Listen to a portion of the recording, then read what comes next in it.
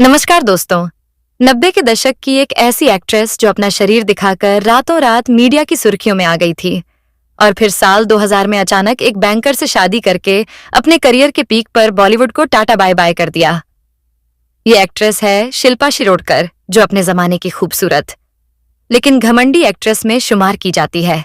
साल 2000 के बाद शिल्पा शिरोडकर साल 2009 में उस समय चर्चा में आ गई जब इस पर अपने जीजा महेश बाबू को अंडरवर्ल्ड की मदद से किडनैप कराने का आरोप लगा। आखिर क्यों शिल्पा ने अचानक से बॉलीवुड छोड़ा और क्यों इसने अपने जीजा महेश बाबू को अंडरवर्ल्ड से किडनैप कराया? इन सारे सवालों के जवाब आपको इस वीडियो में आगे मिलेंगे। शुरुआत करेंगे 90 की इस फेमस एक्ट्रेस से। शिल्पा शिरोडकर एक फेमस एक्ट्रेस थी, लेकिन बॉलीवुड में बहुत ज्यादा सक्सेस नहीं हुई। हाँ, इसके खाते में कुछ सुपरहिट फिल्में जरूर हैं, लेकिन उन्हें ऐसा नहीं कह सकते कि फिल्में इसके अकेले के दम पर सुपरहिट हुई थीं। इसकी ज्यादातर फिल्में मल्टी एक्टर्स फिल्में थीं। शिल्पा शिरोडकर का जन्म हुआ था 20 नवंबर 1973 को मुंबई में हुआ, लेकिन कुछ रिपोर्ट्स में शिल्पा का जन्म 20 नवंबर 1969 को बताया जाता है। शिल्पा की मां का नाम वनीता शिरोडकर उर्फ गंगूबाई मराठी फिल्मों की फेमस एक्ट्रेस थी।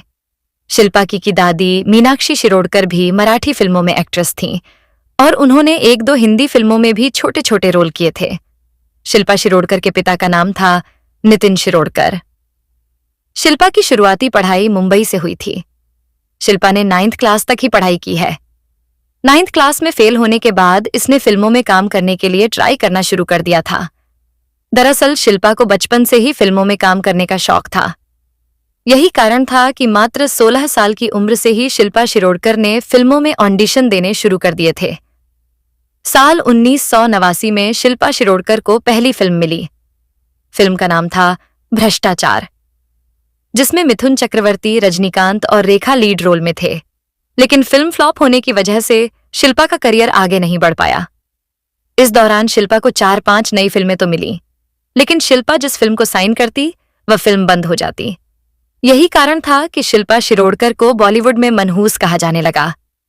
कोई भी फिल्म मेकर शिल्पा को अपनी फिल्म में लेने को तैयार ही नहीं था। इसी समय राकेश रोशन एक फिल्म बना रहे थे जिसका नाम था किशन कन्हैया। अनिल कपूर इसमें डबल रोल में था और इस फिल्म की लीड एक्ट्रेस को फिल्म में कई हॉट सीन देने थे, जिसकी वजह से कोई भी एक्ट्रेस यह रोल करने को तैयार नहीं थी। फाइनली शिल्पा शिरोडकर को यह फिल्म मिली और फिल्म में कई तड़कता फड़क सीन देखकर शिल्पा जो है रातों रात मीडिया में छा गई। किशन कन्हैया साल 1990 की सबसे ज्यादा कमाई करने वाली फिल्मों में से एक है। इस फिल्म के समय अनिल कपूर और शिल्पा शिरोडकर का नाम एक दूसरे के साथ में जोड़ा गया। कुछ रिपोर्ट्स में तो यह भी कहा जाता है कि अनिल कपूर की संगत में आकर ही शिल्पा शिरोडकर की अंडरवर्ल्ड में एंट्री हुई थी, मतलब अंडरवर्ल्ड से दोस्ती हुई थी। दरअसल साल 1990 में किशन कन्हैया फिल्म के सुपरहिट होने के बाद शिल्पा रातों रात बहुत ज्यादा फेमस हो गई थी और अंडरवर्ल्ड की नजर उस पर पड़ गई थी। अंडरवर्ल्ड से बुलावा आया तो शिल्पा डर गई।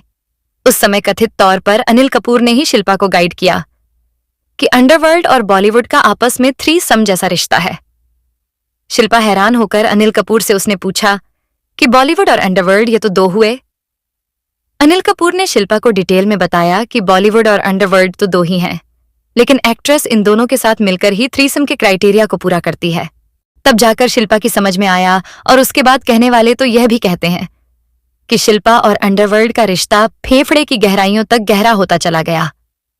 अंडरवर्ल्ड से शिल्पा का रिश्ता इतना ज्यादा गहरा होता कि साल 1991 में आई फिल्म योद्धा में भी शिल्पा की कास्टिंग अंडरवर्ल्ड के कहने पर हुई थी।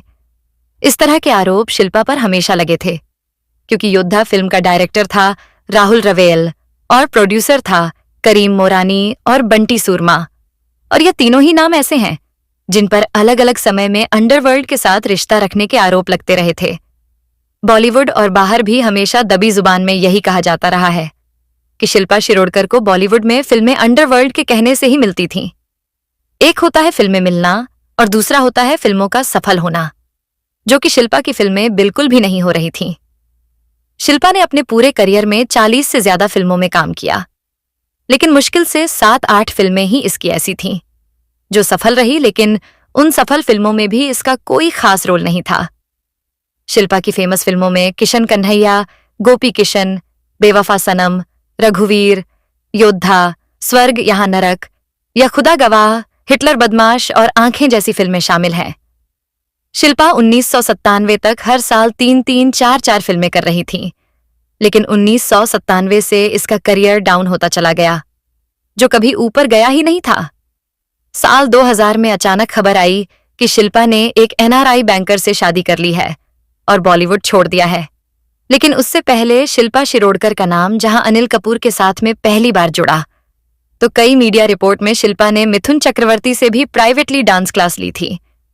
वैसे भी शिल्पा शिरोडकर की ज्यादातर फिल्में मिथुन के साथ हैं, जो कि लो बजट फिल्में थीं, क्योंकि 1993-94 के बाद मिथुन चक्रवर्ती ने लो बजट मूवी में काम करना शुरू कर दिया था।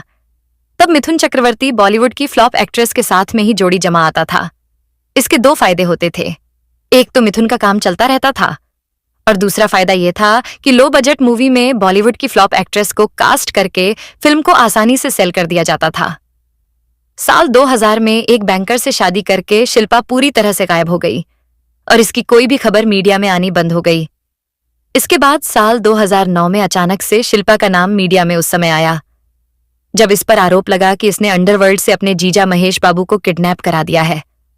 महेश बाबू को किडनैप कराने का कारण सामने आया कि महेश बाबू और उसकी वाइफ, जो कि इसकी बहन थी, शिल्पा की बहन थी, नम्रता शिरोडकर के साथ में गलत व्यवहार करता था और उसे मारता पीटता था। हालांकि यह खबर जितनी तेजी से मीडिया में आई, उससे ज्यादा तेजी से दब भी गई।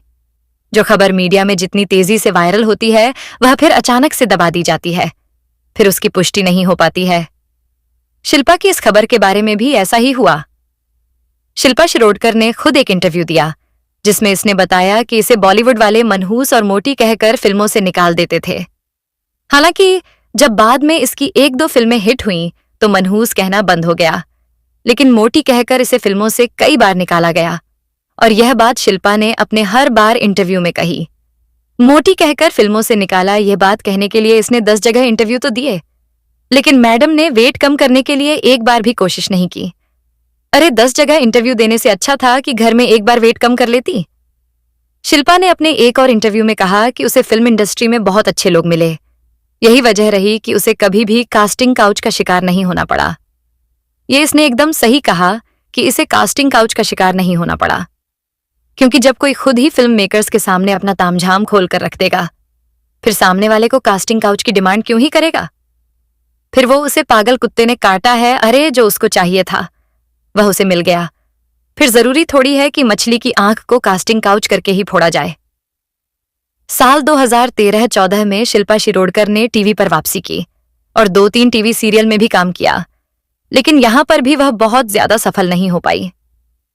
साल 2017 में शिल्पा शिरोडकर की एक फोटो बहुत ज्यादा वायरल हुई, जिसमें शिल्पा की आंखों के नीचे काले घेरे बने हुए थे और चेहरा सूझा हुआ था।